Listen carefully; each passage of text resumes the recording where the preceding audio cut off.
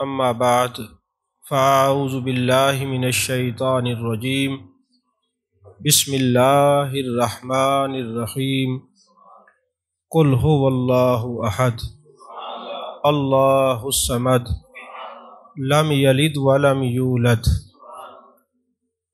ولم یکن له کفوا احد۔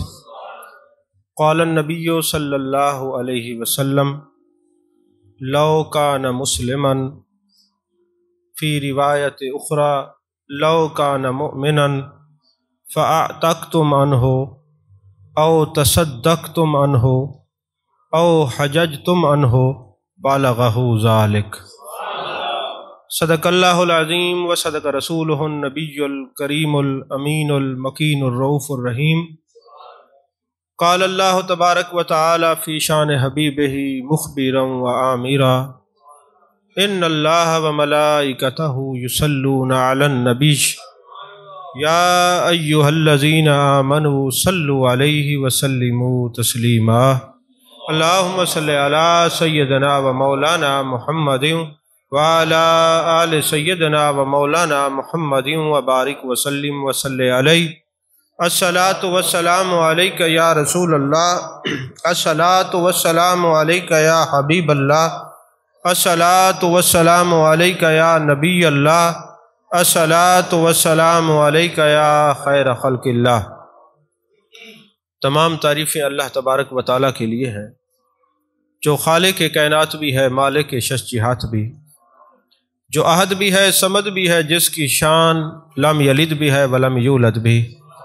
لا تعداد عدیہ درود و سلام بارگاہ سید الانام، شفیع رحمت، والی امت، شاہ خوباں، جان جانا، شہنشاہ حسینہ، سید سربراں، سیاہ لا مکاں، تتمہ دوراں، سرخیل زہرہ جمالاں، رازدان ما اوہا، شاہد ما طغا، صاحب علم نشرہ، معصوم آمنہ، احمد مجتبی، حضرت محمد مصطفیٰ صلی اللہ علیہ وآلہ وصحبہ وبارک وسلم کی دربار ناز میں اپنی عقیدتوں، ارادتوں، محبتوں کا خراج پیش کرنے کے بعد آج کی یہ روحانی، ایمانی، عرفانی، قرآنی محفل پاک پیر ما، دستگیر ما، غوث سمدانی، قطب ربانی، شہباز لا مکانی، قندیل نورانی، سیدی و سندی الشیخ عبد القادر جیلانی قدس سرہ العزیز کے نام کی محفل ہے۔ عزیزان محترم، آج میں نے سورہ اخلاص شریف کو سرنامہ سخن بنایا ہے۔ یہ درس قرآن کی محفل ہے۔ آپ ان محافل کو اصل جو ہے اس محفل کی وہ ایصال ثواب ہے۔ آپ اس کو قرآن خوانی کا نام دیں تب بھی یہ ایصال ثواب ہے۔ آپ اس کو 11ویں، 12ویں، 13ویں، 14ویں، 15ویں، چہلم کچھ بھی نام دیں، اس کی جو اصل ہے وہ ایصال ثواب ہے۔ آج تک امت کے اندر ایصال ثواب کا اور گزرے ہوئے لوگوں کا دعا میں کسی کو اختلاف نہیں ہے۔ 11ویں شریف کے نام پہ اختلاف کسی کو ہو سکتا ہے، 12ویں کے نام سے کسی کو اختلاف ہو سکتا ہے۔ جس معاشرے میں ہم سانس لے رہے ہیں، بدقسمتی سے اگر کوئی اللہ کی توحید کا ذکر کرے تو مشرکین کو تکلیف ہوتی ہے۔ اگر کوئی جان کائنات، جان عالم مصطفیٰ، جان رحمت صلی اللہ علیہ وسلم کا ذکر کرے تو کلمہ بھی پڑھتے ہیں اور کہتے ہیں کہاں لکھا ہوا ہے کہ نبی کا ذکر اتنا کرتے ہو؟ کیونکہ جب اللہ دین لیتا ہے تو عقلیں چھین لیتا ہے۔ سائل کو یہ سوال کرتے ہوئے جاننا چاہیے کہ وَرَفَعْنَا لَكَ ذِكْرَكَ خود رب نے فرمایا ہے۔ حضرت سیدنا صدیق اکبر رضی اللہ تعالی عنہ کا ذکر کریں تو ایک مکتبہ فکر کو پرابلم، حضرت فاروق اعظم حضرت عثمان غنی کا ذکر کریں تو کسی کو پرابلم، مولا کائنات حضرت علی کرم اللہ وجہ الکریم کا نام لیں تو کسی ایک کو مسئلہ، امام حسن مجتبیٰ کا نام لیں تو کسی کو مسئلہ، امام حسین پاک کا نام لیں تو کسی کو مسئلہ، جس کو کسی سے مسئلہ نہیں اس کو سنی کہتے ہیں، جس کو سب سے پیار ہے اس کو اہل سنت کہتے ہیں، جو مسلک سب کا تابعدار ہے اس کو اہل سنت کہتے ہیں۔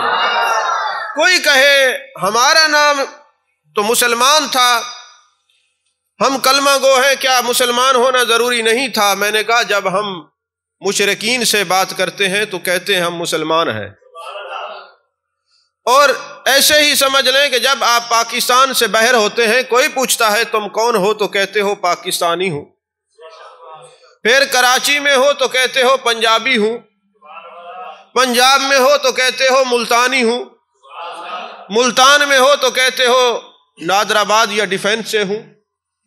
ہر وقت بولی بدلی ہوتی رہتی ہے۔ ایسا تو نہیں کہ آپ نے ملتان کا نام لیا تو پاکستان کا نام ہٹا دیا، تو جس طرح ملتان کا نام لینے سے پاکستان کا نام نہیں ہٹتا، سنی کا نام لینے سے اسلام کا نام بھی نہیں ہٹتا۔ توجہ نہیں فرمایا؟ تو یہ مسئلے اول تو یہ علمی بحثیں ہیں، یہ امانات ہیں عوام کی، یہ بحثیں نہیں، مگر جب ہر وقت شور و غل ہو، مسائل ہوں، تو پھر علماء کا یہ کام بنتا ہے کہ اپنی اس بھولی بھالی قوم کو وہ راستہ بتائیں جو یا قرآن سے ثابت ہو یا میرے محبوب کی زبان سے ثابت ہو۔ یاد رکھیے، ہم جو اپنے آپ کو اہل سنہ و جماعت کہتے ہیں، یہ کسی محدث نے نام نہیں رکھا، یہ کسی تابعی نے نام نہیں رکھا، یہ فتاوی رضویہ میں نام ہم نے نہیں پڑھا، فتاوی شامی میں ہم نے نام نہیں پڑھا، یہ فتوی محبوب ربانی سے نام ثابت ہے۔ جب یہ آیت نازل ہوئی یوم تبیض وجوہ و تسود وجوہ، کہ کچھ چہرے قیامت والے دن سیاہ ہوں گے، کچھ چہرے سفید ہوں گے، یہ کلام الہی ہے، اللہ کا قرآن ہے۔ جب یہ آیت نازل ہوئی پوچھا گیا جان کائنات، جان عالم، مصطفیٰ جان رحمت صلی اللہ علیہ وآلہ وسلم، ارشاد فرمائیے چہرے سیاہ کس کے ہوں گے قیامت والے دن اور چہرے سفید کس کے ہوں گے؟ فرمایا اہل السنہ و جماعت کے چہرے چمکتے ہوں گے، باقی جو بھی ہیں ان کے چہروں پہ پھٹکار پڑ رہی ہوگی۔ عزیزان محترم، پھر میرے آقا علیہ الصلوۃ والسلام کے غلاموں پوچھا گیا، بعض اوقات ایک اوریجنل کمپنی ہوتی ہے، بعد میں کاپی بھی بن جاتی ہے، حضور والا ہمیں کیسے پتا چلے گا یہ جو اپنے آپ کو سنی کہہ رہا ہے اوریجنل ہے یا کاپی تو نہیں ہے؟ تو حضرت امام حسین پاک رضی اللہ تعالیٰ عنہ نے تلواروں کے سائے میں کرب و بلا کے میدان میں جو خطبہ ارشاد کیا، سنی کی نشانی بتائی، فرمایا لوگو تم نہیں جانتے الحسن والحسین سیدہ شباب اہل الجنہ، ہم دونوں بھائیوں کے بارے میں محبوب نے فرمایا ہے، تم نہیں جانتے ہم تمہارے نبی کے صحابہ ہیں، سن لو سن لو۔ امام جزری نے تاریخ کامل میں یہ خطبہ نقل کیا ہے، سن لو۔ محبوب نے فرمایا سنی کی نشانی یہ ہے جو قیامت تک میرے حسن کو بھی اپنی آنکھوں کی ٹھنڈک سمجھے گا، میرے حسین کو بھی اپنی آنکھوں کی ٹھنڈک سمجھے گا۔ آخر کچھ دال میں تو کالا کالا ہے کہ آپ کو 10 محرم میں حضرت امام حسین پاک کی تاریخ تو یاد ہے شہادت کی، مگر امام حسین کی شہادت کی تاریخ یاد نہیں۔ کیوں؟ تحقیقات کے دروازے ہم نے بند کر دیے ہیں، پڑھتے ہم نہیں ہیں، علماء کے قریب ہم نہیں جاتے، ایک فرقہ جو ایک طرف چلتا ہے ہم بھی ان کے پیچھے چڑھتے ہیں، مگر محبوب نے فرمایا سنی وہ ہے جو میرے حسن کا بھی غلام ہے، میرے حسین کا بھی غلام ہے۔ اب اس میں مجھے تشریح کرنے کی ضرورت نہیں کہ امام حسن سے بغض کون رکھتا ہے، آپ جانتے ہیں، مجھے یہ تشریح کرنے کی ضرورت نہیں میرے امام حسین سے بغض کون رکھتا ہے۔ میں یہ بتانا چاہتا ہوں جو کربلا میں حضرت امام حسین نے جن کو سنی کہا ہے وہ ہم ہیں، ایک آنکھ امام حسن ہے، دوسری آنکھ امام حسین ہے۔ توجہ فرما رہے ہیں آپ حضرات کے لیے؟ عقیدہ بھی مضبوط ہونا چاہیے، عقیدے کا پتہ ہونا چاہیے۔ تو ایصال ثواب میں کسی کو اختلاف نہیں۔ اور پھر حضرت امام زین العابدین رضی اللہ تعالیٰ عنہ، زین العابدین ہم نے نام نہیں دیا، کسی انسان نے زین العابدین نہیں کہا۔ آپ میں سے اکثر، بلکہ میں یوں کہوں کہ 99% لوگوں کو یہ بھی نہیں پتا کہ امام زین العابدین کا اصل نام کیا ہے، کیونکہ یہ ہم نے کسی اور کے ذمہ ڈال دیا ہے۔ توحید کوئی اور بیان کرتا ہے، رسالت کوئی اور بیان کرتا ہے، صحابہ کا ذکر کوئی اور بیان کرتا ہے، اہل بیت کا کوئی ذکر اور بیان کرتا ہے۔ ہم تو صرف نعت خوانی کروا کے جنت کی ٹکٹ لے کے فارغ ہو جاتے ہیں۔ ارے بابا، نعت خوانیوں سے جنت کی ٹکٹیں نہیں ملتی، اپنے نبی سے وفاداری سے جنت کی ٹکٹ ملتی ہے، اپنے نبی سے محبت کرنے سے جنت کی ٹکٹ ملتی ہے۔ تو عزیزان محترم، یہ یاد رکھیے کہ حضرت امام زین العابدین وہ ہیں، ان کا نام حضرت امام حسین پاک کے 3 صاحبزادے ہیں۔ بڑے کا نام علی اکبر ہے، درمیان والے کا نام علی اوسط ہے، چھوٹے کا نام علی اصغر ہے۔ علی اکبر اور علی اصغر کربلا میں شہید ہو گئے، جن کو آپ زین العابدین کہتے ہیں، یہ علی اوسط ہے، ان کا اصل نام علی ہے۔ اور یہ ایک رات عبادت کر رہے ہیں، ایک سانپ آتا ہے، تھا وہ شیطان، سانپ کی صورت میں آ کے امام زین العابدین کے پاؤں کے انگوٹھے کو منہ میں لے کر دباتا ہے۔ آپ نماز پڑھتے ہیں، سانپ کی طرف توجہ نہیں دیتے،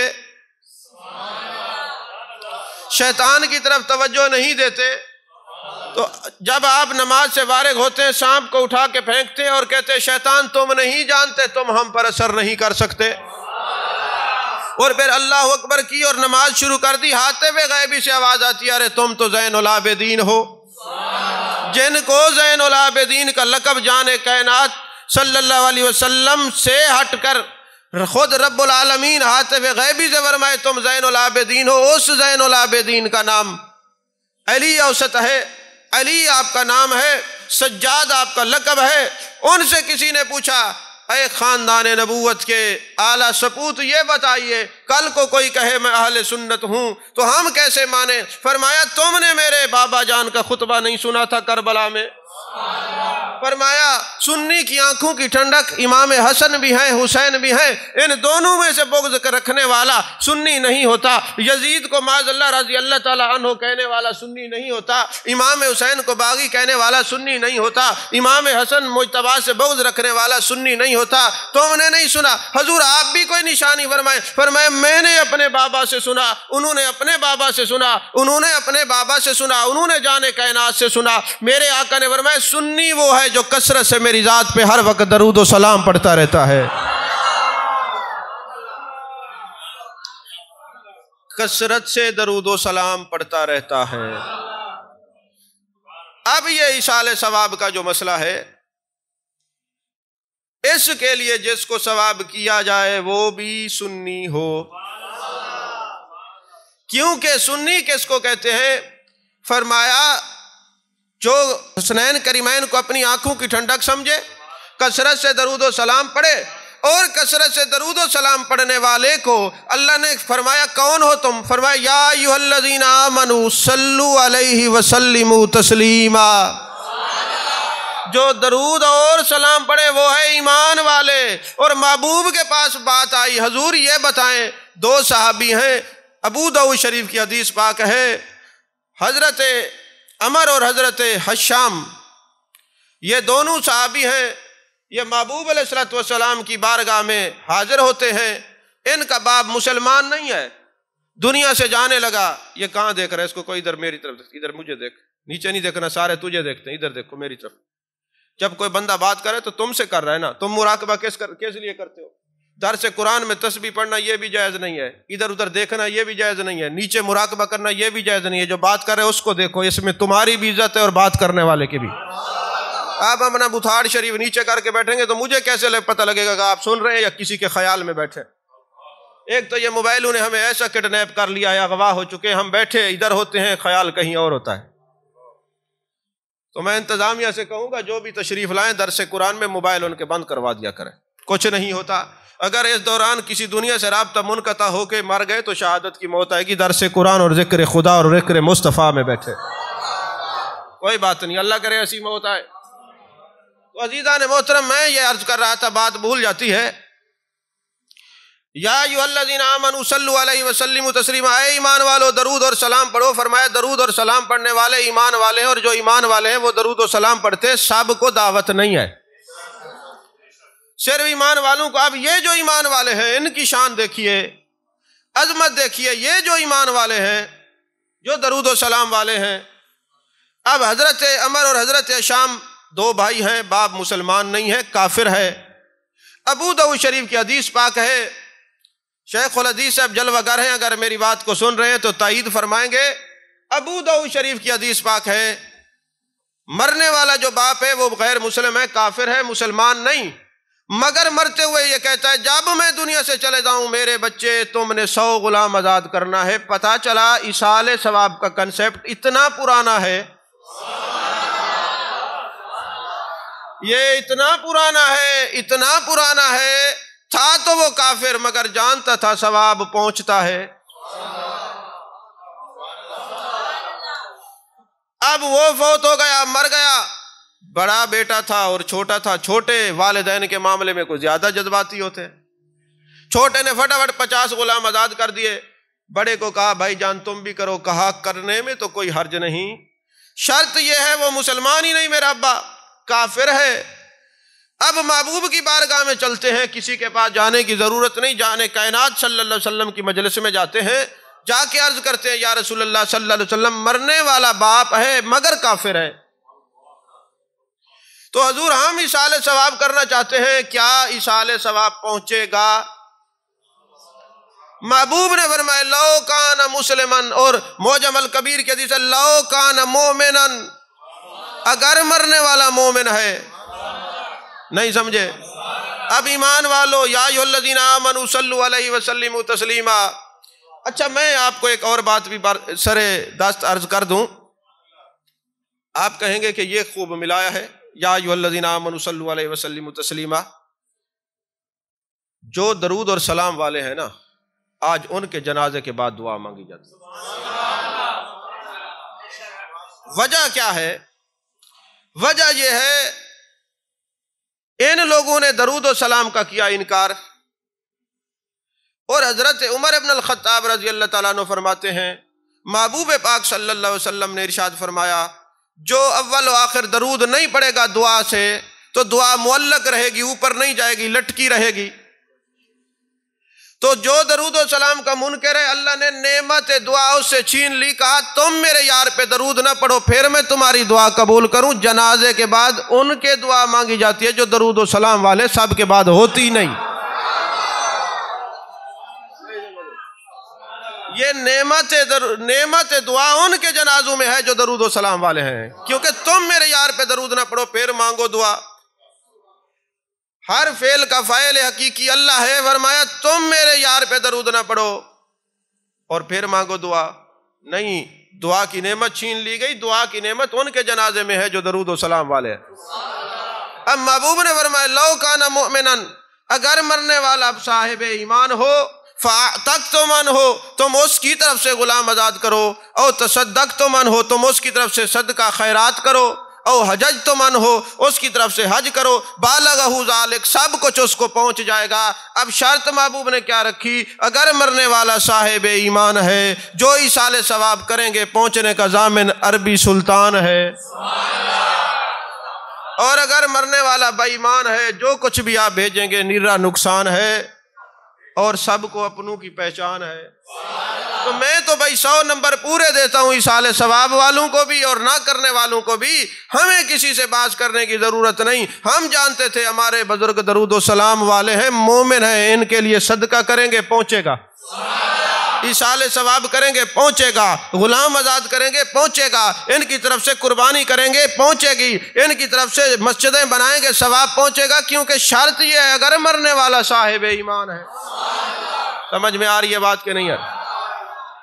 تو اب یہ یاد رکھیے بحث کرنے کی ضرورت نہیں ہے، لڑنے کی ضرورت نہیں ہے، بس یہ ہر کوئی اپنوں کو جانتا ہے، ایصال ثواب کرنے والے بھی جانتے ہیں، نہ کرنے والے بھی جانتے ہیں، جو ایمان والے ہیں ان کو ایصال ثواب پہنچتا ہے۔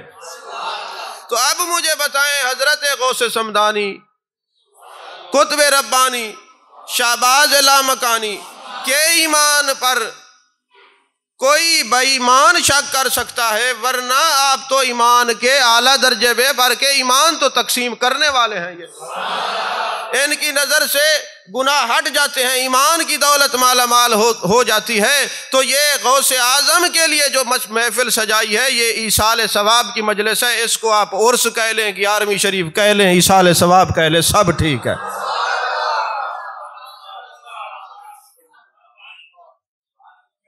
اچھا، اگر ہم یہ کہیں اے اللہ حضرت غوث پاک کے درجے بلند کر دے، درجے بلند کر دے، درجے بلند کر دے، تو کوئی حرج نہیں، بڑوں کے لیے دعا مانگی جا سکتی ہے۔ یاد رکھیے، کائنات میں سب سے اعلیٰ میرے محبوب کی ذات ہے، پھر انبیاء، پھر صحابہ، پھر باقیوں کے درجات، اہل بیت، اور پھر باقیوں کے درجات ہیں۔ ایسا ہے کہ نہیں ہے؟ علامہ ابن سیرین تابعی ہیں جنہوں نے صحابہ کی زیارت کی ہے۔ اب ان کا یہ معمول ہے۔ اب یہ جو روایت عرض کرنے لگا ہوں، یہ الادب المفرد میں ہے، امام بخاری نے نقل کیا، جس کی صحیح بخاری لیے پھرتے ہیں لوگ۔ تو امام بخاری نے نقل کیا، فرمایا علامہ ابن سیرین دعا کرتے تھے، اے اللہ حضرت ابو ہریرہ کو بخش، حضرت ابو ہریرہ کی اماں کو بخش۔ کسی نے پوچھا، اے ابن سیرین تم ایسا کیوں کرتے ہو؟ وہ تو صحابی ہیں اور بخشے بخشائے ہیں، پھر تم دعا کیوں کرتے ہو؟ کہا میں سے مراد ترقی درجات ہے، لیکن الفاظ وہ اس میں استعمال کرتا ہوں کہ حضرت ابو ہریرہ دعا مانگتے تھے، اے اللہ مجھے بخش، میری اماں کو بخش، قیامت تک مجھے، میرے لیے اور میری اماں کے لیے جو بھی دعا کرے اس کو بخش دے۔ کہا میں اپنی بخشش پکی کروا رہا ہوں۔ سمجھ میں آ رہی ہے بات کہ نہیں آ رہی؟ عزیزان محترم، سورہ اخلاص میں نے تلاوت کی ہے، اخلاص سے سنیے گا۔ یاد رکھیے، اس کو سورہ توحید بھی کہتے ہیں۔ اگر اس پر میں تصور بیان کروں تو کئی غیر محرم بھی بیٹھے ہیں، ہو سکتا ہے ان کو یہ برداشت ہی نہ ہو کہ میں نے کیا کہا ہے، تو میں وہ باتیں کروں گا جو سب کی سمجھ میں آ جائے۔ تقریر ابھی شروع ہو رہی ہے، پہلے تو میں نے عقیدہ بیان کیا۔ قول واللہ شریف کی فضیلت یہ ہے کہ جو ایک بار پڑھتا ہے 10 سپارے پڑھنے کا ثواب ملتا ہے، جو 3 بار پڑھتا ہے پورے قرآن کا ثواب ملتا ہے۔ یہ اعزازی ثواب ہے، جس کو اللہ چاہے عطا کر دے۔ اب جب یہ قول واللہ شریف نازل ہوئی، اس کی فضیلت یہ ہے کہ محبوب علیہ الصلوۃ والسلام نے جب لوگوں کو بتایا قل هو اللہ احد، محبوب ان سے فرما دیجئے ہو واللہ، وہ اللہ، احد ایک ہے، ان سے فرما دیجئے وہ اللہ، بولیے کچھ نہیں ہوتا، وہ اللہ ایک ہے۔ اب چونکہ جو مشرکین تھے انہوں نے بت مختلف بنائے ہوئے تھے، یہ بارش برسانے والا معاذ اللہ ان کا خدا اور تھا، اولاد دینے والا اور تھا، فلاں فلاں فلاں، ایون کہ وہ اتنے جاہل تھے ستو کے بت بنا کے رکھتے اور جب بھوک لگتی انہی کو گھول کے پی جاتے۔ یہ معاذ اللہ ان کے جھوٹے خداؤں کی قدر تھی۔ جب محبوب نے فرمایا وہ ایک ہے، تو انہوں نے کہا جی ہمارے پاس تو فلاں فلاں فلاں فلاں بت ہیں، ہمارے وہ فلاں خدا ہیں، ذرا اپنے خدا کے بارے میں بتائیے۔ اب محبوب نے فرمایا وہ ایک ہے۔ اب بتائے گا وہی وہ ایک ہے جس نے دیکھا ہوگا نا۔ ارے علم غیب کے جھگڑے میں پڑھنے والوں، جس کی نظر میں خدا نہیں چھپا اور کیا چھپ سکتا ہے؟ بڑی دور کی بات کہی، آپ نہیں سمجھے۔ یہ ہے کہ یہ نہیں کہ وہ نہیں، یہ تمہاری آواجاوی علمی ایسے ہی ہے، جس کی نظر میں خدا نہیں چھپا کچھ اور کیا چھپا ہوگا۔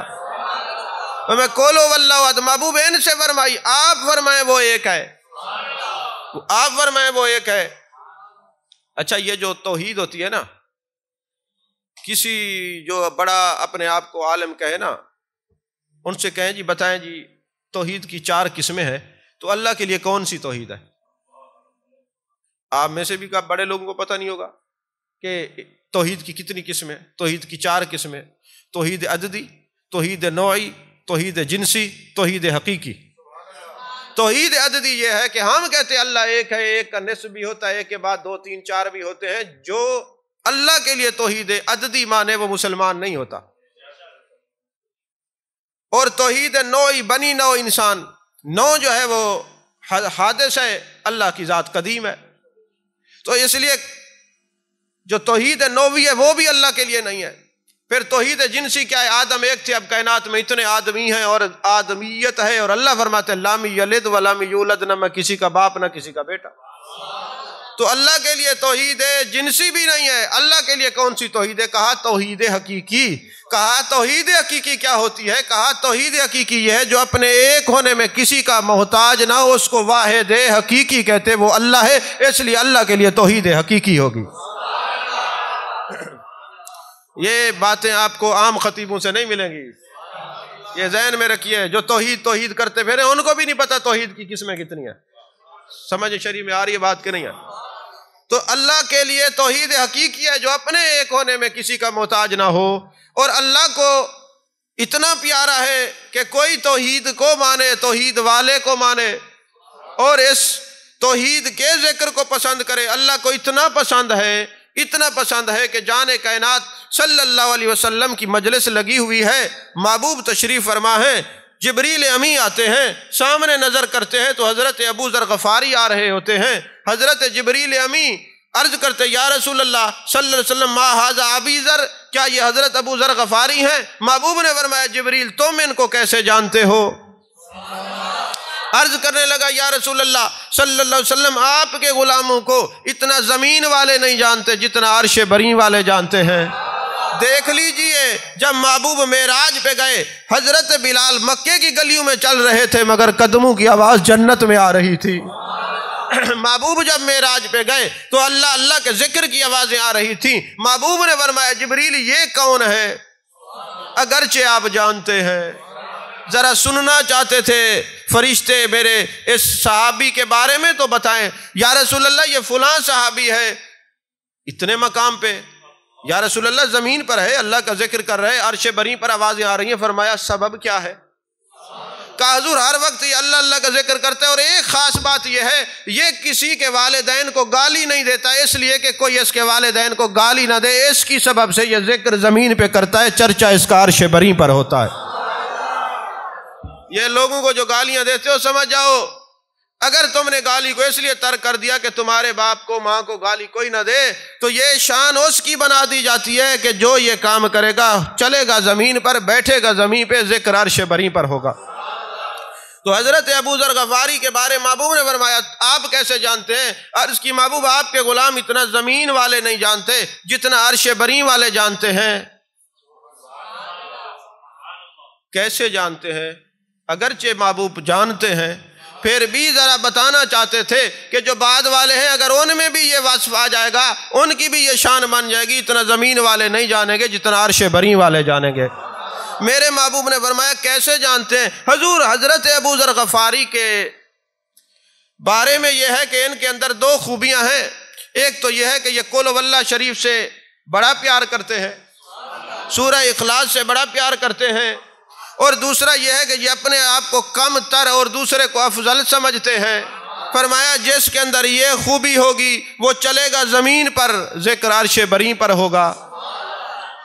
ابھی آپ تو نہیں کہیں گے سبحان اللہ، کیونکہ ہم تو کہتے ہیں میں ہی سب کچھ ہوں، میں بڑا فلانا ایسا فلاں ایسا، اپنی میں اور اس بت کی انا کے اندر سے نہیں نکلتے، اور عالم یہ ہے کہ محلے والے نہیں جانتے یہ صاحب کون ہیں۔ وہ تو حضرت ابو ذر غفاری ہے۔ نبی کے غلاموں کی شان یہ ہے کہ وہ اپنے آپ کو کم تر، حالانکہ صحابی کی شان یہ کہ کائنات کی کوئی شخصیت صحابی کے مقابلے میں آ نہیں سکتی سوائے انبیاء کے، مگر چونکہ ان کی عادت ہے، خصائل میں سے خصائص میں سے خصوصیت ہے، وہ اپنے آپ کو کم تر دوسرے کو افضل سمجھتے ہیں۔ محبوب جبریل امی سے بار بار کیوں کہلوا رہے ہیں او میرے بعد میں آنے والے امتیو، اخلاص سے سورہ اخلاص سے قل واللہ شریف سے پیار کرنا، اپنے آپ کو کم تر دوسرے کو افضل سمجھنا، پھر تمہاری عظمت اور شان یہ ہو جائے گی کہ زمین والے اتنا نہیں جانیں گے جتنا عرش بری والے تمہیں جانیں گے۔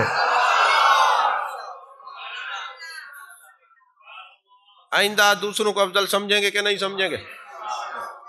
یہ نہیں ہے آپ نے سمجھا کانوں کا چسکا پورا کیا، بعد میں لنگر کھایا، وہ جی 11ویں شریف پہ گئے تھے، کھا پی کے چلے گئے۔ وارد کرنا اپنے اوپر جو سننا ہے محبوب علیہ الصلوۃ والسلام کے فرمان کو، اور پھر قل واللہ شریف سے سورہ اخلاص سے اتنا اللہ کو پیار ہے ایک صحابی ہیں مسجد قباء کے امام ہیں، ایک روایت کے اندر ہے۔ اچھا، محبوب کے غلاموں کی عظمتیں اور شانیں یہ ہے، ایک مرتبہ نا جبریل امی آتے، یا رسول اللہ صلی اللہ علیہ وسلم سورہ بینہ آپ سنیں حضرت ابی بن کعب سے۔ جب محبوب علیہ السلام نے فرمایا ابی بن کعب ادھر آؤ، یہ سورت سناؤ، اللہ نے مجھے پیغام بھیجا ہے ابی بن کعب سے سنو۔ حضرت ابی بن کعب کہتے ہیں یا رسول اللہ میرا نام لیا ہے اللہ نے، میں ہوش و حواس اپنے اس بات پہ کھو بیٹھا، ہنس کر جو کہا تم نے آیا میرا دیوانہ، میرا نام لیا ہے۔ محبوب نے فرمایا ہاں ہاں تیرا نام لیا ہے کہ ان سے سنو۔ حضرت ابی بن کعب پہ کیفیت خاص طاری ہو گئی کہ میرے رب نے میرا نام لیا ہے، تو پتہ چلا قرآن پاک پڑھنے والوں کی عظمت اور شان یہ ہے کہ یہ اگرچہ زمین پر ہوں مگر عرش بری پہ ان کا نام لیا جاتا ہے۔ اس لیے محبوب نے فرمایا خیرکم من تعلم القرآن وعلمہ، تم میں سے بہتر وہ ہے جو قرآن سیکھے اور سکھائے، پڑھے اور پڑھائے۔ آپ بڑے فتوے لگاتے رہیں قرآن پڑھنے پڑھانے والوں پر، فتوے لگانے والوں کے منہ میں مٹی آئے گی، کیونکہ جان کائنات نے فرمایا خیرکم من تعلم القرآن وعلمہ، کیونکہ ہمارے ساتھ علماء نے بڑی زیادتیاں کی ہیں، بڑی زیادتی کی ہے، کیونکہ ہمیں نکاح پڑھانا نہیں آتا، یہ بیچارے پڑھاتے ہیں، بڑی زیادتی ہے۔ کیونکہ ہم تو یہ چاہتے تھے بغیر نکاح کے بچے پیدا ہو اور سارے گستاخ رسول پیدا ہو، انہوں نے ہم پر ظلم کیا، ہمیں نکاح پڑھایا ہمارا، پھر انہوں نے یہ بھی ظلم کیا کہ ہمیں نمازیں پڑھاتے، ہم آئیں یا نہ آئیں چودھری بن کے آ کے ائمہ مساجد کے گل پڑ جاتے ہیں، 2 منٹ کے لیے کوئی امام مسجد لیٹ آ جائے تو بڑی عجیب ہوتی ہے، اور پھر جناب والا ابا جی مر جائیں تو ہمیں غسل دینا نہیں آتا، یہ لوگ زیادتی کرتے آ جاتے ہیں، ہٹ جائیے چودھری صاحب، خان صاحب، ملک صاحب، نواب صاحب، ہم غسل دیتے ہیں، بڑی زیادتی ہے ان کی۔ اب جنازے کی باری آئے صفیں بن جاتی ہیں، جناب والا بیٹا کدھر ہے؟ جی داڑھی نہیں ہے، جیسے نے نہ رات دیکھا نہ دن دیکھا، نہ حلال دیکھا نہ حرام دیکھا، اس بیٹے کو کھلاتا پلاتا رہا، آج بیٹے کو جنازہ نہیں آتا۔ او جی مولوی صاحب آپ جنازہ پڑھائیں، بڑی مولانا نے زیادتی کی ہے، علماء نے کہ تمہارے ابے کا جنازہ پڑھایا، غسل دیا، اور پھر جب چلے جاتے ہیں مولانا گھر نہیں جانا، جی کیا ہوا چودھری صاحب؟ جانا ہے سورہ یاسین پڑھنی ہے، کیوں تیری زبان نہیں ہے؟ اب سورہ یاسین بھی یہ پڑھیں، اور پھر حلالی اولاد ہونے کا سبب بھی یہی، والد کو غسل دینے کا سبب بھی یہی، جنازہ پڑھانے کا سبب بھی یہی، ان کی بڑی زیادتی ہے، ایسا کیوں کرتے ہیں؟ اور پھر محراب و منبر پہ بیٹھنے والوں کی جو تضحیک اور تنقیص کی جاتی ہے، اللہ محفوظ رکھے۔ در حقیقت بات یہ ہے، یہ جو علماء کے خلاف بک بک کرتے ہیں نا، وہ بھونکنا تو اسلام پر چاہتے ہیں، لیکن وہ اسلام کو کچھ کہہ نہیں سکتے، وہ علماء کے پیچھے پڑ جاتے ہیں۔ آپ نے دیکھا ہوگا جب چور یا ڈکیت کسی بینک کی چوری ڈکیتی کرے، پہلے گارڈ کو مارتا ہے، اور کسی جگہ چوکیدار کو مارا جاتا ہے، پھر وہاں چوری کی جاتی ہے، ڈکیتی کی جاتی ہے۔ ان کو پتہ ہے یہ علماء دین کے چوکیدار ہیں، ان کے خلاف بولیں گے تو یہ حقیقت میں بولنا اسلام کے ساتھ چاہتے ہیں، ان کے خلاف چاہتے ہیں۔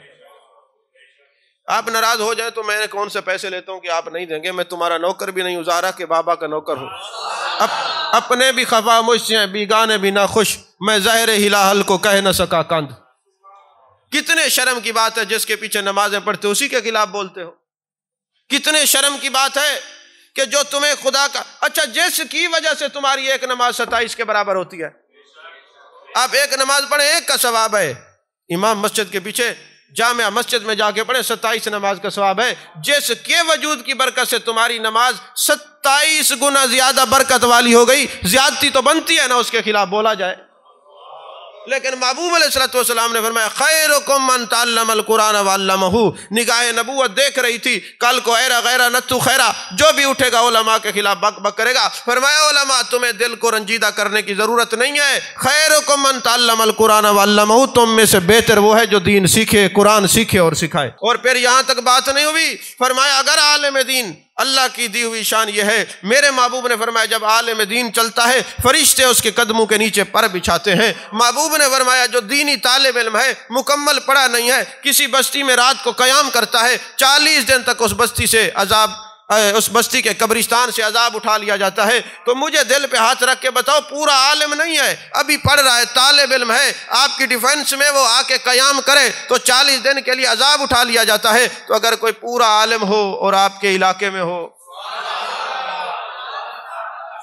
اور پھر عالم ہو اور آپ کے قبرستان میں ہو، تو پھر آپ کو تو فیض تب ملے گا نا جب آپ نے ان کے خلاف کچھ نہیں کہا ہوگا، دین کی وجہ سے ان کی عزت کی ہوگی۔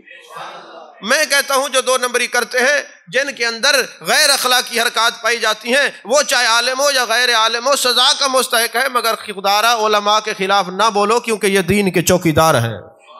تو محبوب علیہ السلام نے فرمایا جب قیامت کا دن ہوگا، لوگ حوض کوثر پہ آئیں گے، کاسے کے ساتھ ان کو پانی پلاؤں گا، مگر جب علماء آئیں گے میں کہوں گا او میرے دین کے خدمتگارو ادھر آؤ، آج میں ید اللہ والے ہاتھوں سے چلو بھر کے پانی پلاتا ہوں، اس لیے کہ تم نے لوگوں کی باتیں سنی ہے، آج تمہارا اکرام ہے، میں اپنے ہاتھ سے تمہیں حوض کوثر پلاؤں۔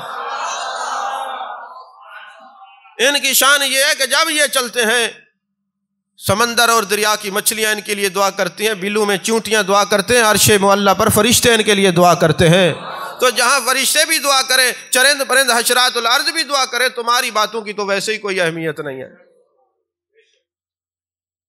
نیند آ گئی ہے آپ بھائی؟ کڑوی کڑوی باتیں بھی کبھی سن لیا کریں، کڑوی دوائی پیٹ کی بندش کھول دیتی ہے، تو یہ کڑوی باتیں ایمان کی بندش بھی کھول جاتی ہیں۔ توجہ ہے آپ کی کہ نہیں ہے؟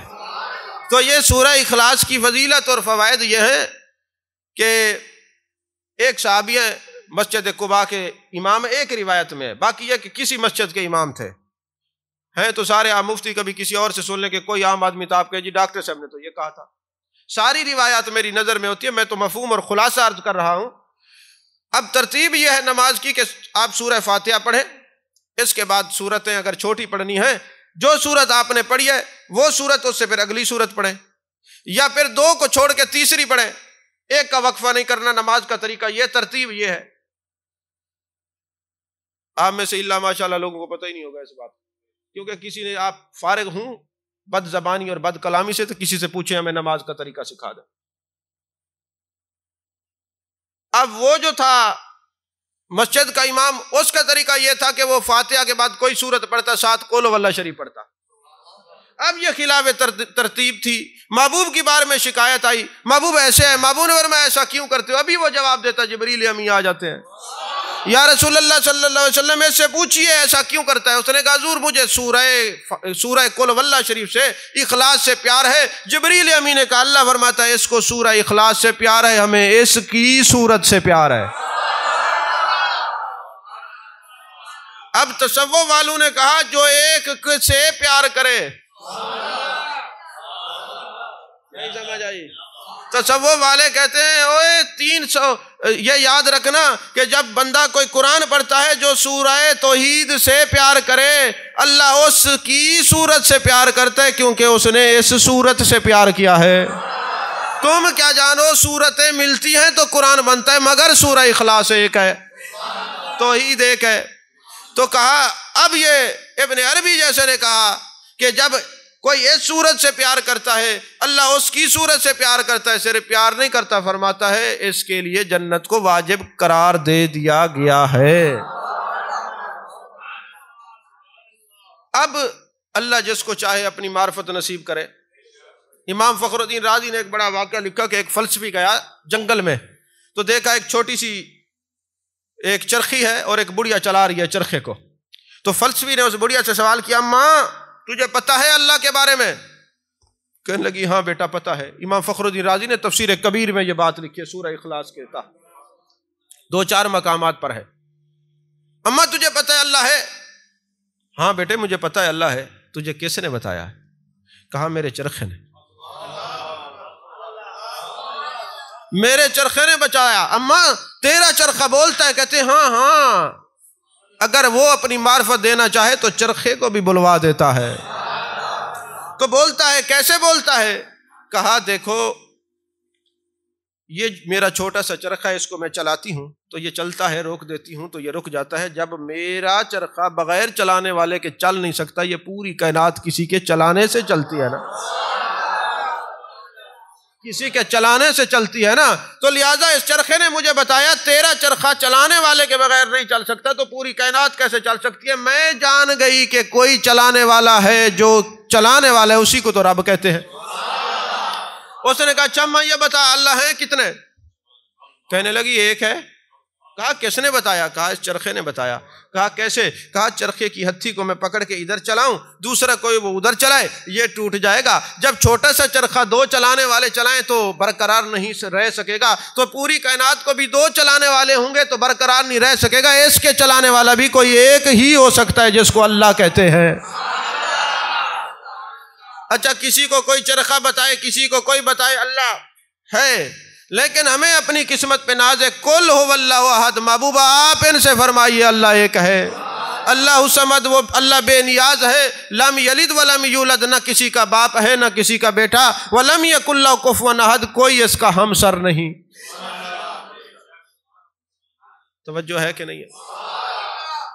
تو عزیزان محترم، ایصال ثواب کے کنسیپٹ سے دو چار اور باتیں عرض کر دوں۔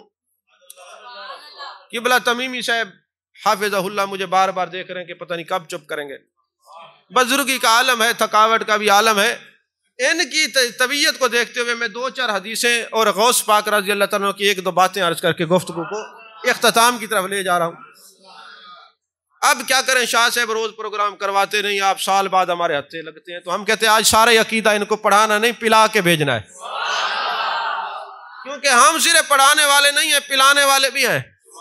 افلاک سے کھینچی جاتی ہے، طیبہ سے منگائی جاتی ہے، توحید کی مائے نظروں، توحید کی مائے ساغر سے نہیں نظروں سے پلائی جاتی ہے۔ توجہ ہے کہ نہیں ہے؟ کیونکہ کلندر ڈیفنس بھی بیٹھا ہے، جب یہ مجھے دیکھے مجھے شعر بھول جاتا ہے، کیونکہ دیکھنے والے کی نظر کے کمالات بھی تو ہوتے ہیں نا۔ آپ کیا سمجھیں کہ جو ایک صورت سے پیار کرتے ہیں ان کے مقامات کیا ہوتے ہیں؟ اللہ استقامت نصیب فرمائے۔ تو میں کیا عرض کر رہا تھا کہ میرے آقا کریم صلی اللہ علیہ وسلم نے جو ایصال ثواب کے بارے میں ارشاد فرمایا، حضرت سعد رضی اللہ تعالیٰ عنہ محبوب کے جیے صحابی ہیں، ماں سے بڑا پیار ہے، اور ماں سے پیار کس کو نہیں ہوتا؟ ماں سے بڑا پیار ہے، ماں فوت ہو گئی، بارگاہ رسالت مآب صلی اللہ علیہ وسلم میں گئے، یا رسول اللہ صلی اللہ علیہ وسلم اماں دنیا سے چلی گئی، ایصال ثواب کرنا چاہتا ہوں، کیا کروں؟ صحیح بخاری، میں نے کیا کہا ذرا بولیے؟ ہاں، صحیح بخاری میں یہ حدیث ہے۔ محبوب نے فرمایا زائد اس امت کے لیے کنواں خرید کے وقف کر دو اپنی ماں کے ایصال ثواب کے لیے۔ جب کنواں انہوں نے وقف کیا، محبوب تشریف لے گئے، فرمایا ہذہ لبئر ام سعد، یہ سعد کی ماں کا کنواں ہے۔ بولیے بولیے، یہ حضرت سعد کی ماں کا کنواں ہے، یہ حضرت سعد کی۔ اب محبوب نے فرمایا یہ کنواں کس کی ماں کا ہے؟ تو جو ملا ہمیں کہتا ہے بندے کا نام کسی چیز سے لگ جائے وہ حرام ہو جاتی ہے، اگر پانی کے نام سے حضرت سعد کی ماں کا نام لگنے سے پانی حرام ہوتا تو محبوب نے خود کیوں نوش فرمایا ہے؟ صحابہ کو کیوں پلایا ہے؟ امت کو کیوں پلایا؟ فرمایا ہذہ لبئر ام سعد، یہ سعد کی ماں کا کنواں ہے۔ یہی وجہ ہے کہ آپ ایصال ثواب کی مجلس میں پانی رکھتے ہیں، اس کی اصل یہ ہے کہ محبوب نے ایصال ثواب کے لیے جو پہلے چیز پسند کی ہے وہ پانی ہے۔ توجہ فرمائیے آپ حضرات کے لیے نہیں۔ اچھا پھر جناب والا بات یہ ہے کہ میرے آقا کریم صلی اللہ علیہ وسلم ہر سال 2 قربانیاں کیا کرتے تھے۔ اٹھائیں سیاستہ، آپ کو پتا چلے، باب قربانی والا اٹھائیں، پتا چلے، نسائی ترمذی ابن ماجہ پڑھیں، سیاستہ کے اندر آپ کو یہ معلوم ہوگا کہ محبوب ساری زندگی 2 قربانیاں کرتے تھے، ایک اپنی طرف سے ایک اپنی امت کی طرف سے۔ اور حضرت مولا علی کو یہ وصیت فرمائی میرے بعد 2 قربانیاں کرنا، ایک اپنی طرف سے اور ایک میری طرف سے۔ توجہ نہیں فرمایا؟ اب یہ قربانی کا اصول یہ ہے، آپ جب حصے رکھتے ہیں کہتے ہیں ابا جی کے لیے فلاں کے لیے، یہ یاد رکھیے ایصال ثواب کا حصہ تب جائز ہوتا ہے پہلے اپنا حصہ رکھیں، قربانی کریں، پھر کسی اور کے لیے ہوتا ہے۔ اصول اور قانون یاد رکھیے، ضابطے یاد رکھیے۔ آپ کہتے ہیں یہ فلاں کا حصہ ہے، یہ فلاں کا حصہ ہے، یہ فلاں کا حصہ ہے، ارے میں نے 7 حصے اپنے نام کے رکھے ہیں، ارے میں نے یہ ایک بکرا اپنے نام کا ذبح کیا ہے، تیرے نام سے بکرا ذبح ہو جائے تو وہ حلال رہتا ہے، غوث اعظم کے نام سے ذبح ہو جائے تو کیوں حرام ہوگا؟ توجہ نہیں فرما رہے آپ حضرات۔ اچھا پھر ہمیں یہ بتایا جاتا ہے اللہ کے علاوہ کسی بندے کے نام کے ساتھ کوئی چیز لگ جائے وہ حرام ہو جاتی ہے۔ پڑھتے ہیں نا آپ بھی، سوشل میڈیا پہ یہ گند سنتے رہتے ہیں آپ بھی، اور بعض لوگ اپنا گند سوشل میڈیا پہ بکھیرتے رہتے ہیں اور خوشہ چین ان کے وصول کرتے رہتے ہیں، ہم تو توجہ نہیں کرتے کیونکہ جو ہلاک کی بات سننے سے اللہ نے خود منع فرمایا ہے۔ مجھے یہ بتائیے، وہ کہتے ہیں اللہ کے نام کے علاوہ کسی کے ساتھ کوئی چیز لگ جائے وہ حرام ہو جاتی ہے، مجھے دل پہ ہاتھ رکھ کے بتائیے، قرآن میں ہے نا وَلِلَّهِ مِيرَاثُ السَّمَاوَاتِ وَالْأَرْضِ، یہ زمین آسمان میں جو کچھ ہے اللہ کی وراثت ہے۔ آپ ایسا کیجئے، ڈیفینس کے اندر کوئی پلاٹ خالی پڑا ہوگا، صبح قرآن مجید برہان رشید کو کھولیے اور وہاں پہ اینٹیں ڈلوا کے مکان بنوانا شروع کر دیجئے۔ جو بندہ ہے کہ جناب والا کیوں بنوا رہے ہو، کہو ہٹ جاؤ، میں نے رات قرآن پڑھا ہے وَلِلَّهِ مِيرَاثُ السَّمَاوَاتِ وَالْأَرْضِ، زمین و آسمان میں جو کچھ ہے اللہ کی وراثت ہے، لہٰذا چونکہ اللہ کی وراثت ہے میں یہاں مکان بنا رہا ہوں، جاؤ تم میرا کچھ نہیں بگاڑ سکتے، میں جو ہے مکان بنا رہا ہوں۔ مجھے تو گمان یہ ہے کہ وہاں مکان کی جگہ آپ کی مزار ہی بنے گی، کیونکہ وہ کہے گا تو نہیں جانتا حقیقی طور پہ وراثت اللہ کی ہے، مجازی طور پہ میں ہوں۔ اگر تجھے حقیقی اور مجازی کسی نے نہیں پڑھایا تو ادھر ہم تجھے بتاتے ہیں حقیقی اور مجازی میں فرق کیا ہوتا ہے۔ ہم نے کب کہا اللہ مالک نہیں، ہر شے کا مالک اللہ ہے، وہ حقیقی ہے، باقی سب مجازی ہے۔ توجہ ہے کہ نہیں ہے؟ تو پھر مزار بنوانے کا شوق ہو تو بنوا لیجیے، ہمیں کیا، وَلِلَّهِ مِيرَاثُ السَّمَاوَاتِ وَالْأَرْضِ۔ اچھا چلیں یہ بتائیں، بندے کا نام لگنے سے کوئی چیز حرام ہو جاتی ہے تو بتائیں آپ کا مکان کس کے نام ہے، آپ کی گاڑی کس کے نام ہے، آپ کا میٹر کس کے نام ہے؟ پتہ لگا میٹھا ہپ ہپ، کڑوا کڑوا تھو تھو، تیرے عقیدے کے اندر مار ہو سکتی ہے، ہمارا عقیدہ یا تائید قرآن کرتا ہے یا میرے مصطفیٰ کا فرمان کرتا ہے۔ تو اگر گاڑی تیرے نام ہو جائے تو طیب ہوتی ہے، مکان تیرے نام ہو جائے تو طیب ہوتا ہے، ہم بھی غوث اعظم کے نام ہو گئے ہیں۔ وہ فرماتے مریدی لا تخف اللہ ربی، میرے مرید، ہم غوث پاک کو ایسے نہیں مانتے، غوث پاک کا درجہ دنیا والے کیا سمجھے۔ غوث اعظم وہ ہیں، فرماتے ہیں جو میرے سلسلے میں قیامت تک مرید ہوگا، بیعت ہوگا، میرا مرید ہے، بغیر کلمے کے مر نہیں سکتا۔ کوئی کہے انہوں نے کیسے فرمایا، میں نے کہا تم کیا جانو کہ بیعت کی حقیقت کیا ہے۔ اللہ فرماتے ہیں ان الذین یبایعونک انما یبایعون اللہ، محبوب جس نے تیری بیعت کی میری بیعت ہے، ید اللہ فوق ایدیہم، جو بیعت کرتا ہے اس پر اللہ کا ہاتھ ہوتا ہے۔ اور پھر جو جن کے بارے میں اللہ فرمائے میں ان کی زبان بن جاتا ہوں، وہ نہیں بولتے میں بولتا ہوں، میں ان کی آنکھ بن جاتا ہوں، وہ نہیں دیکھتے میں دیکھتا ہوں، میں ان کے ہاتھ بن جاتا ہوں، وہ نہیں پکڑتے میں پکڑتا ہوں۔ ارے غوث اعظم کا درجہ یہ ہے، فرمایا جو ہمارا مرید ہوگا وہ بغیر کلمے کے نہیں مرے گا۔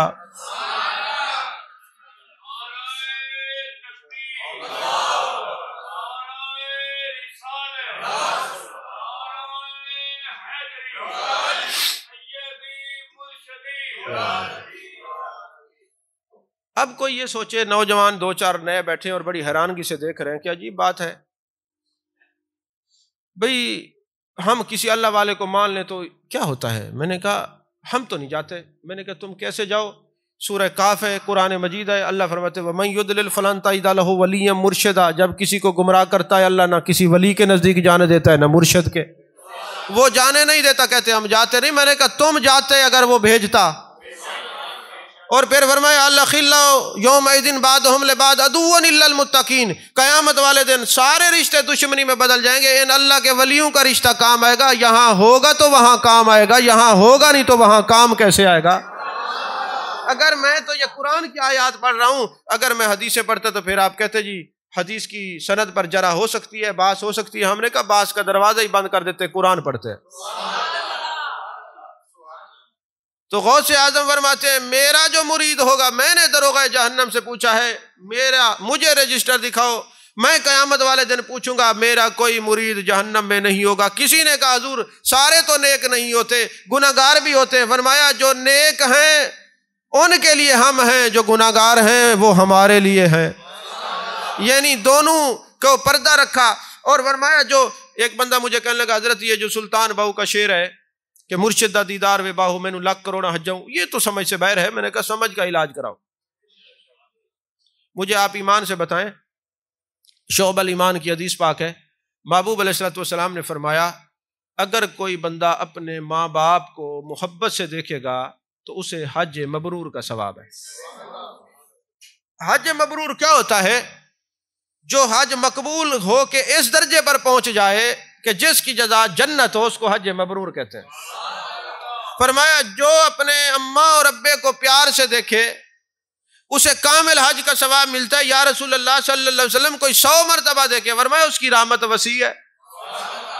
اچھا یہاں پر بھی علماء سخاوت کا مظاہرہ کرتے ہیں، آدھی حدیث بیان کرتے ہیں۔ اگلی آدھی حدیث یہ ہے، محبوب نے فرمایا اگر اولاد ماں باپ کو دیکھے تو کامل حج کا ثواب ہے، اور اگر ماں باپ اولاد کو محبت سے دیکھیں تو حضرت اسماعیل کی اولاد سے ایک غلام آزاد کرنے کا ثواب ملتا ہے۔ یا رسول اللہ صلی اللہ علیہ وسلم حضرت اسماعیل کی اولاد سے غلام آزاد کرنے کا ثواب جو ہے وہ کتنا ہے؟ فرمایا ایک غلام کے آزاد کرنے کی جزا جنت ہے۔ بے باپ دیکھے بیٹے کو تب جنت، اولاد ماں باپ کو دیکھے تب جنت۔ کئی والدین یہ سمجھتے ہیں اولاد کے لیے تھانے دار اور ڈنڈا اٹھا لیتے، او یہ تو فلانے ایسے اسے، یہ دیکھ لینا اگر اولاد کو ماں باپ دیکھیں تب بھی جنت ہے، اور اولاد ماں باپ کو دیکھے تب بھی جنت ہے۔ تو تیرا باپ کوئی حسن بصری نہیں، وہ مزدور اور گناہگار ہی کیوں نہ ہو، کہ جیسا بھی ہو تیرے لیے اس کو دیکھنا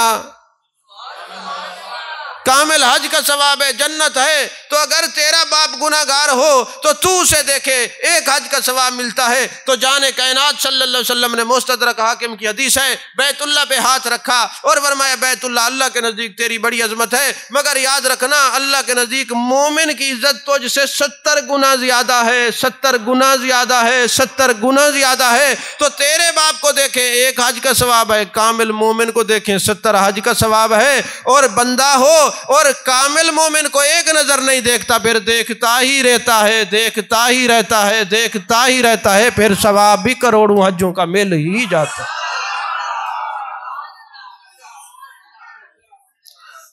اب جو معروم لوگ ہیں وہ حج سے معروم ہیں، اور کیا چاہیے؟ جن کے والدین ہیں، جن کے مشائخ حیات ہیں، ان کے لیے تو یہ نعمت ہے، کاش کہ کوئی اس کو جانے۔ غوث ثقلین غوث سمدانی قطب ربانی غوث سمدانی حضرت شیخ عبد القادر جیلانی رضی اللہ تعالیٰ عنہ، آپ کی کرامات تو بے شمار ہیں۔ میں کرامت بیان کرنے کا قائل نہیں، میں استقامت بیان کرنے کا قائل ہوں۔ آپ عالم بھی بڑے زور کے ہیں، اتنے بڑے عالم ہیں، اتنے بڑے عالم ہیں۔ ایک دن ابن جوزی جیسا بندہ آپ کی خدمت میں جاتے، آپ نے قرآن پاک کی ایک آیت کی 40 تفسیریں کی، ایک آیت کی 40 تفسیریں۔ اب کوئی کہے میں بھی پیر ہوں اور ایک بھی تفسیر نہ آئے، نہیں سمجھ آئی؟ ہمارا پیر تو وہ ہے جو قرآن کی ایک آیت کی کئی تفاسیر کر سکتا ہے، جو ایک تفسیر بھی نہ کر سکے ہم اس کو پیر نہیں مانتے، پیر اسی کو مانتے جو قرآن بھی جانتا ہو اور قرآن کی تفسیر بھی جانتا ہو۔ اپنے وقت کے مفتی اعظم تھے، ایک مرتبہ ایسا ہوا ایک شخص نے نا جلدی میں کہہ دیا جب تک میں کوئی کائنات میں ایسی عبادت نہ کروں جب تک کوئی اور نہ وہ عبادت کر رہا ہو، میری بیوی کو 3 طلاق ہے۔ بڑے بڑے مفتیوں کے پاس گئے، سب نے کہا ایسی تو کوئی عبادت نہیں، کوئی تو درود پڑھے گا تو کوئی اور پڑھ رہا ہوگا، تو کچھ اور کرے گا، عبادت کرے گا، نماز پڑھے گا، استغفار پڑھے گا، قرآن پڑھے گا تو کوئی اور کر رہا ہوگا۔ کسی نے کہا در در کیوں جاتے ہو، جب غوث اعظم موجود ہیں ان کے در دولت پہ چلے جائیے اور وہاں جائیے اور جا کے اپنا مسئلہ رکھیے۔ حضرت غوث پاک نے فرمایا سیدھے بیت اللہ شریف چلے جائیے، لوگوں کا طواف رکوا کے اکیلے تم طواف کرو، کائنات میں یہ طواف ایسی عبادت ہے جو صرف مکے میں ہوتی ہے اور کہیں ہوتی ہی نہیں ہے۔ یہ اپنے وقت کے مفتی اعظم۔ آخری بات اور تقریر ختم۔ میری اصل میں آج طبیعت بہتر نہیں تھی، میں نے سمجھا میں 30-35 منٹ تقریر کروں گا، لیکن آپ کی محبت اور ذوق دیکھ کے زیادہ ہو گئی، میرے خیال میں گھنٹے سے زیادہ ہو گئی ہے، اور میں سچی بات کہوں ابھی تقریر شروع نہیں ہوئی، میں تو کچھ اور کہنا چاہ رہا ہوں لیکن وہ مجھے کوئی روک رہا ہے کہ یہ نہیں کہنا، یہ مجلس عام ہے، بات خاص ہے، نہیں سمجھ آئی۔ چلیں ایک بات کہتا ہوں، یہ میں نے کہاں سے سنی ہے؟ اس وقت کے جو موجودہ سجادہ نشین ہیں حضرت غوث الثقلین غوث سمدانی قطب ربانی شیخ عبد القادر جیلانی رضی اللہ تعالیٰ عنہ کے موجودہ سید ہاشم الگیلانی دامت برکاتہم العلیٰ، ان کی زبانی سنی ہے، خیانت نہیں کرتا، کیونکہ میں نے دربار غوثیت میں یہ سنی ہے، کتابیں بھی وہاں پہ موجود ہیں، میں ادب کی وجہ سے ان سے حوالہ نہیں پوچھ سکا۔ فرماتے ہیں حضرت غوث الثقلین رضی اللہ تعالیٰ عنہ جاتے ہیں حج کرنے کے لیے، مکہ شریف کے اندر داخل ہوتے ہیں، جیسے ہی بیت اللہ شریف کے اندر داخل ہوتے ہیں، مفتی مکہ جو عاشق رسول ہے، چہرہ غوثیت پر نظر پڑتی ہے، بھاگ کے جاتے ہیں اور عرض کرتے ہیں حضور آپ سنی ہیں؟ اچھا یہ جو سنیوں کے چہرے پر بہار ہے نا، یہ آج کی نہیں ہے، یہ کسی کی نظر کا کمال ہے۔ آج جو گندا منہ بنا کے میری باتیں سن رہے ہیں نا بھئی یہ سب کو جڑ گئے اور یہ ہم نے سیدھی بات کرنی ہے، میں تمہیں چیلنج سے کہتا ہوں دوسروں کے علماء کی تصاویر بھی لے آؤ، ہمارے علماء کی تصویر بھی دیکھو، پتہ چل جائے گا حسن کہاں ہے،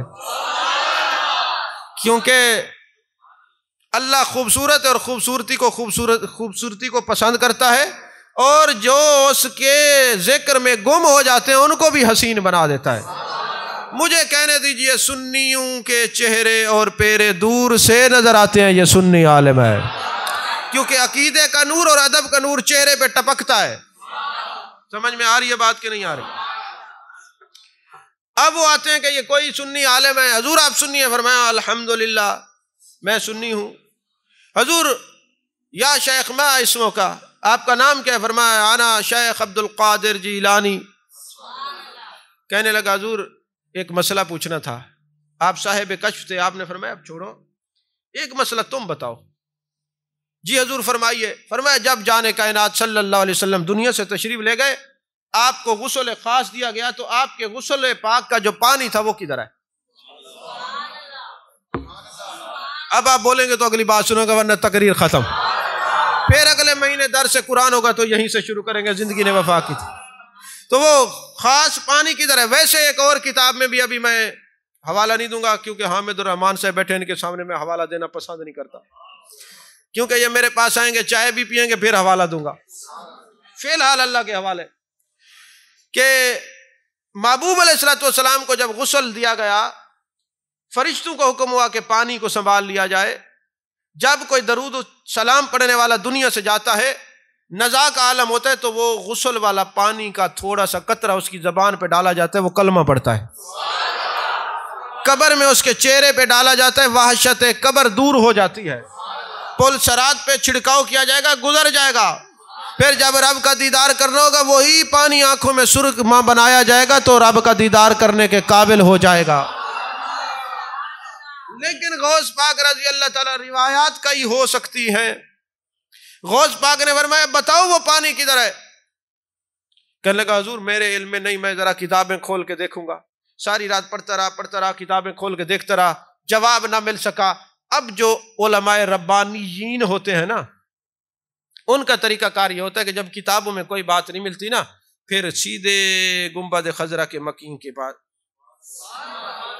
خیال یار میں بیٹھ جاتے ہیں، حضوری پر فیض ہوتے ہیں، محبوب کرم فرماتے ہیں، توجہات کرتے ہیں، کیونکہ وراثت ان کی ہے یہ علم، جس پر توجہ کرتے ہیں علوم ظاہری باطنی سے مالا مال فرما دیتے ہیں۔